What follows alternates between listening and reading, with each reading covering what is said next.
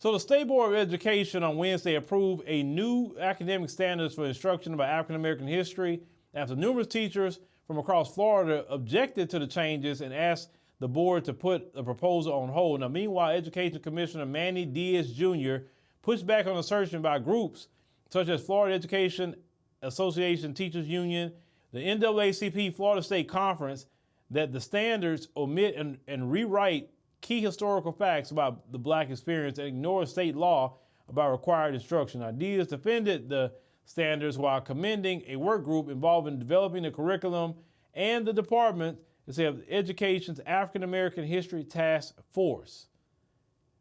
Now, they continue to say, as age appropriate, they say we go into some of the tougher subjects. They say all the way into the beginnings of the slave trade, Jim Crow laws, the civil rights movement, and everything that occurred throughout our history.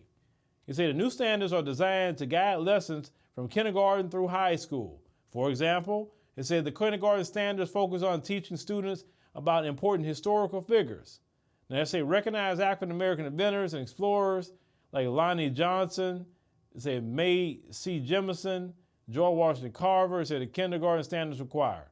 They say on one part of the high school standards, direct students to describe the contributions of Africans to society, science, poetry, politics, oratory, literature, music, dance, Christianity, and exploration in the United States from 1776 to 1865. But during, and at times tense meeting Wednesday in Orlando, critics, including teachers and Democratic state lawmakers, asked the board to table the standards and say to allow for change. And say these new standards present only half the story and half the truth. When we name political figures who worked to end slavery, but leave anyone who worked to keep slavery legal nameless, kids are forced to fill in the blanks for themselves, said a Carol Cleaver, of Escambia County science teacher.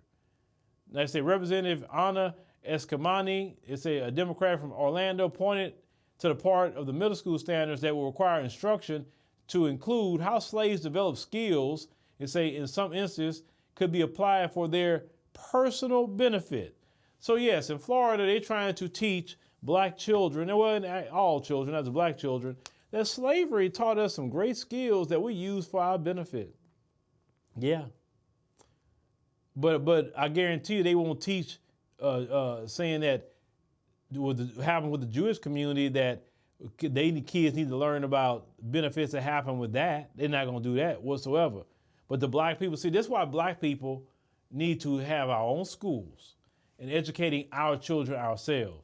We talk about how racist the white supremacist is, but yet you take your children and give them to the white supremacists to educate. That doesn't even make sense. And Black folks, like I said, we've gotten too lazy. We've gotten way too lazy because we had so many schools before desegregation. Now you literally gave the white man everything. Here, you could educate my kids, you could do this, you could do that. You don't take no responsibility. Oh, because I got to go to work. I can't be dealing with that. And that's why our kids are so screwed up, because you're giving our precious children to people that you say is racist. But let me know what y'all think about the situation in Florida. Like I said, I can have my child in no Florida school. No, not whatsoever.